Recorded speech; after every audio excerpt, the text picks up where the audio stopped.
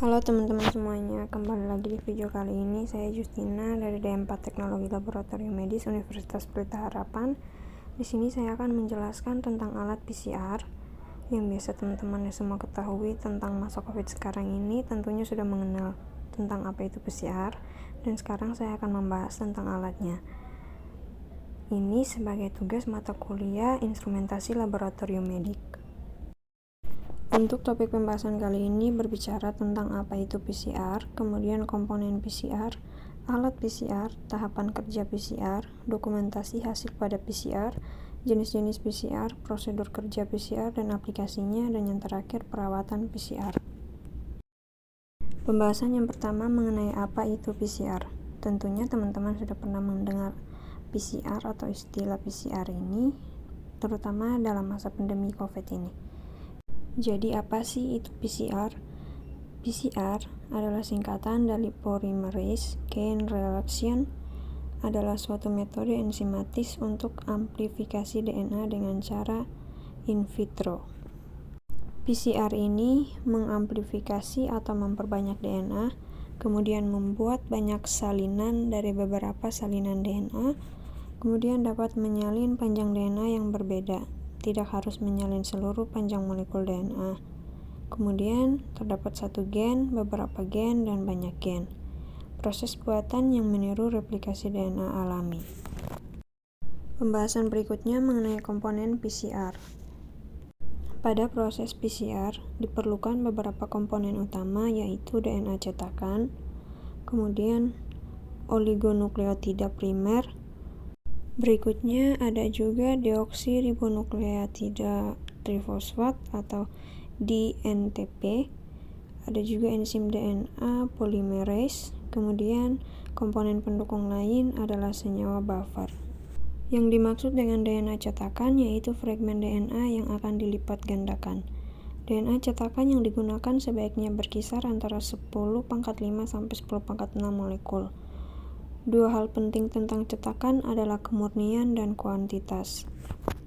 Berikutnya tentang oligonukleotida primer, yaitu suatu sekuen oligonukleotida pendek, biasanya 18-28 basa nukleotida, yang digunakan untuk mengawali sintesis rantai DNA, dan mempunyai kandungan G dan C sebesar 50-60%.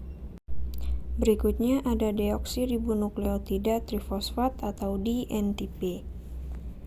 Terdiri dari DATP, DCTP, DGTP, dan DTTP.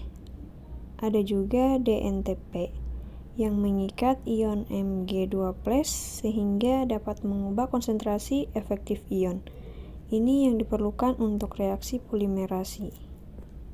Berikutnya komponen enzim DNA polymerase, yaitu enzim yang melakukan katalisis reaksi sintesis rantai DNA. Enzim ini diperoleh dari Eubacterium yang disebut Thermus aqualyticus.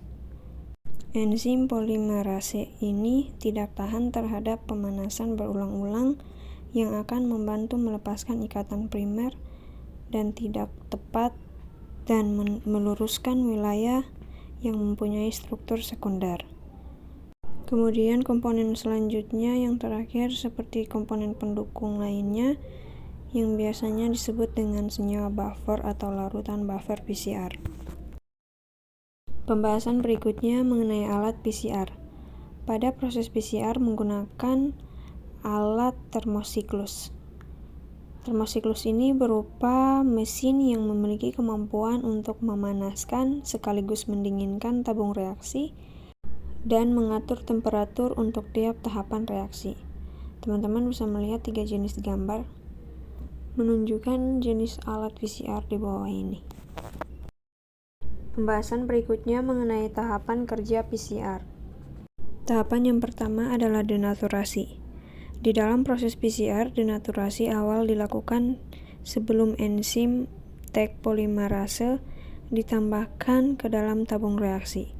Denaturasi DNA memerlukan proses pembukaan DNA untai ganda menjadi DNA untai tunggal. Ini biasanya berlangsung sekitar 3 menit. untuk meyakinkan bahwa molekul DNA terdenaturasi menjadi DNA untai tunggal.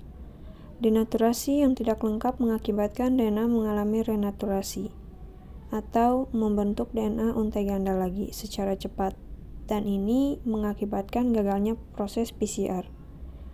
Adapun waktu denaturasi yang terlalu lama dapat mengurangi aktivitas enzim Taq polimerase. Aktivitas enzim tersebut mempunyai waktu lebih dari 2 jam, 40 menit, 5 menit masing-masing pada suhu 92,5 banding 95 dan 97,5 derajat Celcius. Tahapan yang kedua adalah analyzing atau penempelan primer. Kriteria yang umum digunakan untuk merancang primer yang baik adalah bahwa primer sebaiknya berukuran 18-25 basa, mengandung 50-60% G tambah C, dan untuk kedua primer tersebut sebaiknya sama. Sekuens DNA dalam masing-masing primer itu sendiri sebaiknya tidak saling berkomplement, karena hal ini akan mengakibatkan terbentuknya struktur sekunder pada primer tersebut dan mengurangi efisiensi PCR. Waktu analyzing yang biasa digunakan dalam PCR adalah 30-45 detik. Semakin panjang ukuran primer, semakin tinggi temperaturnya. Kisaran temperatur penempelan yang digunakan adalah di antara 36 derajat Celcius sampai dengan 72 derajat Celcius. Namun suhu yang biasa digunakan itu adalah antara 50 sampai 60 derajat Celcius.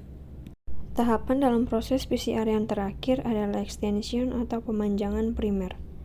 Selama tahap ini, Taq polimerase memulai aktivitasnya memperpanjang DNA primer dari ujung 3'. Kecepatan penyusunan nukleotida oleh enzim tersebut pada suhu 72 derajat Celcius diperkirakan 35-100 nukleotida per detik, bergantung pada buffer, pH, konsentrasi gram, dan molekul DNA target. Dengan demikian, untuk produk PCR dengan panjang 2000 pasang basa, waktu 1 menit sudah lebih dari cukup untuk tahap perpanjangan primer ini. Biasanya diakhiri siklus PCR waktu yang digunakan. Untuk tahap ini diperpanjang sampai 5 menit sehingga seluruh produk PCR diharapkan terbentuk DNA untai ganda. Berikutnya tentang dokumentasi hasil PCR. Teman-teman bisa melihat contoh hasil PCR yang dapat diidentifikasi melalui ukurannya dengan menggunakan elektroforesis gel agarosa pada gambar di bawah ini. Pembahasan berikutnya mengenai jenis-jenis PCR. Ada beberapa jenis-jenis PCR. Yang pertama adalah PCR RFLP, kemudian ada PCR RAPD, yang ketiga adalah nested PCR, dan yang keempat ada pula qPCR. Yang kelima ada RT-PCR, dan yang keenam ada interverse PCR. Pembahasan berikutnya mengenai prosedur kerja. Yang pertama, hubungkan colokan PCR pada arus listrik. Kemudian tekan tombol on di sisi belakang alat. Mesin PCR ini memiliki layar sentuh. Untuk mengoperasikannya dapat menggunakan jari atau touch pen yang telah disediakan. Untuk membuat program baru, sentuh file, kemudian new dan program. Ketik nama file, kemudian enter. Pada step, atur tahapan proses amplifikasi DNA sesuai dengan yang diinginkan, kemudian tekan save. Setelah itu, pilih tempat penyimpanan. Setelah itu, tekan close, kemudian buka penutup mesin PCR. Selanjutnya memasukkan tube PCR, kemudian tutup. Jalankan program yang sudah disetting tadi dengan cara menekan file, edit, kemudian pilih file yang akan diajukan, kemudian run, dan yang terakhir start. Setelah selesai, untuk mengakhiri program dilakukan dengan cara sentuh stop now. Setelah menekan stop now, kemudian pilih close. Setelah itu, buka penutup mesin PCR, ambil tube PCR, dan yang terakhir, cabut saklar dari stop kontak. Pembahasan berikutnya mengenai aplikasi. PCR ini digunakan untuk deteksi penyakit akibat infeksi bakteri atau virus, kemudian paternity testing, kemudian studi forensik atau DNA, fingerprinting, kemudian diagnosis penyakit genetik, analisis filogenetik, studi paleontologi, pengklonan dan terapi gen, mutagenesis artifisial, dan yang terakhir adalah proyek pemetaan genom. Pembahasan yang terakhir tentang perawatan alat PCR. Perawatan ini terbagi atas beberapa bagian. Yang pertama, perawatan harian. Poin pertama, membersihkan bagian luar alat, kecuali layar sentuh, menggunakan alkohol 70% dan tisu setiap selesai digunakan. Yang kedua, membersihkan layar sentuh menggunakan aqua steril dan tisu bebas serat setiap selesai digunakan. Ada pula perawatan PCR yang kedua adalah perawatan mingguan. Membersihkan reaction module atau cooling fins, block wheels, penutup bagian luar dengan menggunakan tisu bebas serat yang lembab. Tidak boleh menuangkan cairan apapun ke dalam reaction module. Kemudian yang kedua, membersihkan permukaan penutup bagian dalam atau inner lid menggunakan tisu bebas serat yang dibasahi aqua steril. Perawatan alat yang terakhir adalah perawatan bulanan atau sesuai kebutuhan.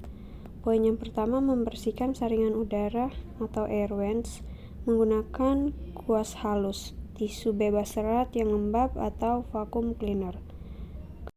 Ada pula perawatan tahunan. Perawatan tahunan ini dilakukan oleh teknisi. Bagian terakhir ada kesimpulan. PCR adalah teknologi canggih yang dapat mendeteksi DNA dengan cara amplifikasi DNA.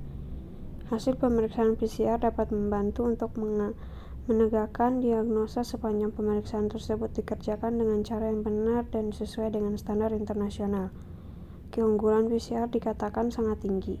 Hal ini didasarkan atas spesifitas, efisiensi, dan keakuratannya. Masalah yang berkenaan dengan PCR yaitu biaya PCR yang masih tergolong tinggi. Sekian yang dapat saya jelaskan untuk alat PCR ini. Apabila ada kesalahan kata mohon dimaafkan. Sampai ketemu di video selanjutnya dan terima kasih.